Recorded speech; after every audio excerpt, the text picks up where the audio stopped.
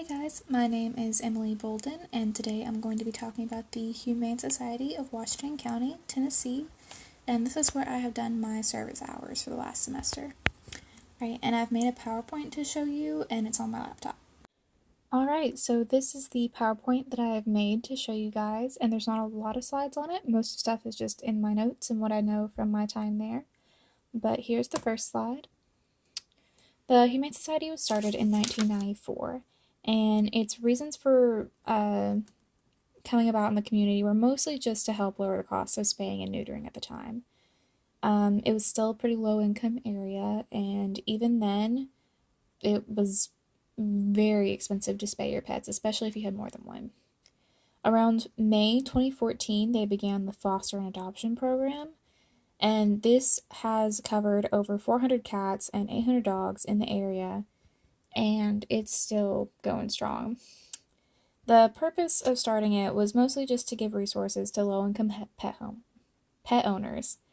But they've since began the feral cat program, which just helps to try to tamper down the overpopulation of cats. And it just gets them free spaying and neutering through Knoxville.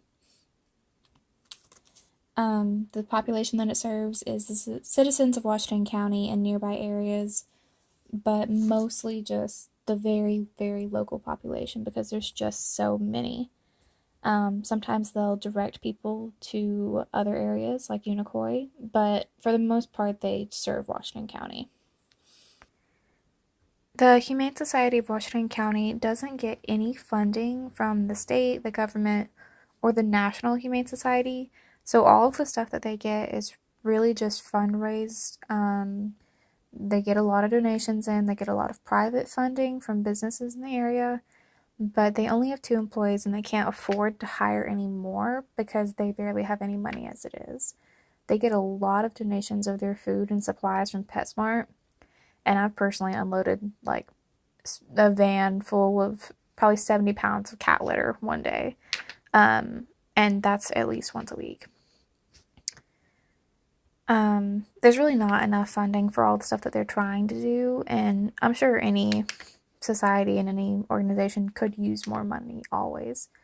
But especially with the work that they're doing, it's extremely expensive to offer this kind of resource to the area because getting an animal spayed and a rabies shot, which is the voucher that they offer, it normally costs anywhere from $100 to $200, but they offer it to people who can prove they have a lower income for about $85, and that's pretty much the cheapest that they can do. They do allow people to pay just what they can, and they'll cover the rest, but that's a little more uncommon, and it's usually special circumstances. But they will try to help as much as they can, always. When I first started here, I was expecting it to be like the animal shelter, and that's actually just the Washington County Animal Shelter. But the Humane Society has done a lot of really good work for the area, and they keep animals there. It's just mostly cats, and it's mostly sick cats. I thought I was going to be playing with puppies all day or walking dogs all the time, and I have a little bit, but mostly I just clean the animals. I clean the building, I organize donations, and mostly just clean, clean, clean. I help unload and load the van for events, and I helped set up and decorate for they did a gala this spring. It was the Dogwood and Cattails Ball to fundraise for, again, more money.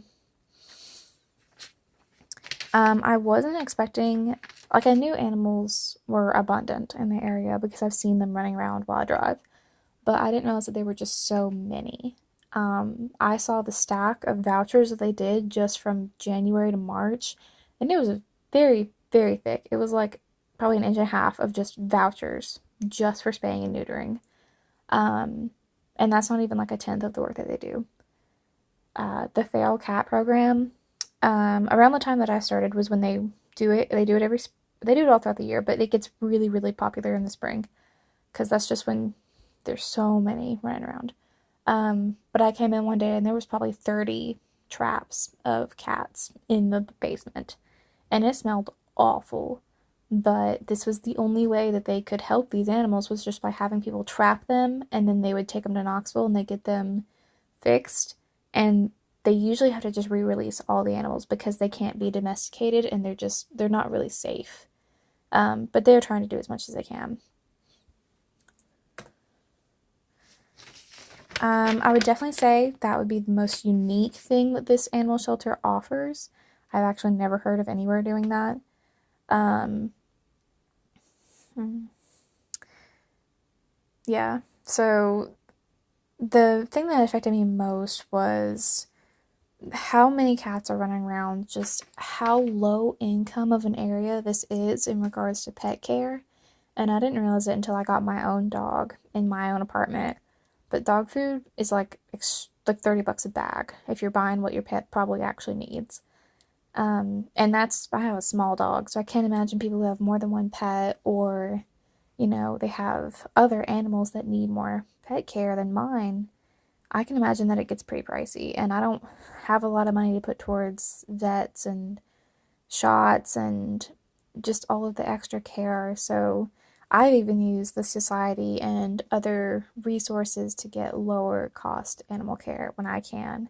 And for people in the area who are homeless, they've just lost their job or they have kids, like this is probably the only way they can keep their pets. And some of them can't even do that. They end up having to just surrender their pets up, which is how most of them go into the adoption agency anyway, is people just surrendered their pets because they knew they couldn't take care of them.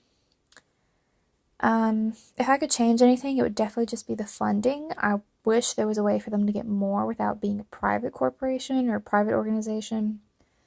If they could, it would take a lot of people to do more fundraisers because there's only 2 employees as it is. And Melissa and the other girl, they do so much, but they're just 2 people. They can't do enough fundraising to expand as much as I think everyone wants them to.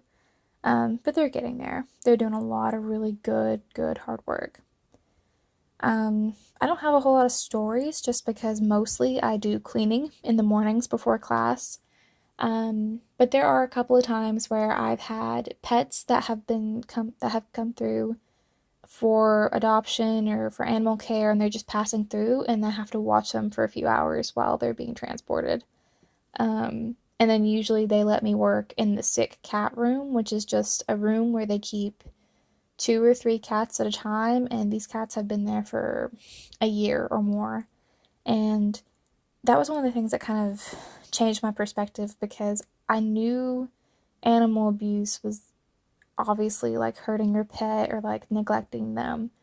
But most people don't think that overfeeding your pet extremely is also animal abuse. And these cats were like morbidly obese. And part of it is their genetics and they have other health issues that have caused this, but part of it is just they had owners who didn't know better.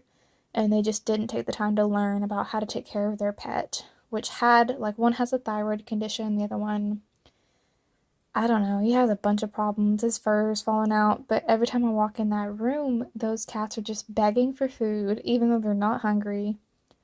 And you can tell they want attention. And it's sad that they had to be stuck down in that room because someone didn't take the time to take care of them. But yeah, other than just cleaning lots and lots of cat pee and cat vomit and lifting very heavy things, I don't have a whole lot of stories because I mostly just did the cleaning. But others who worked at the site, I'm sure, have more interactions with like other people in the foster care system and the pet adoption events. I just could never go to those because my actual work schedule was always conflicting. All right, so that is my presentation on the Humane Society.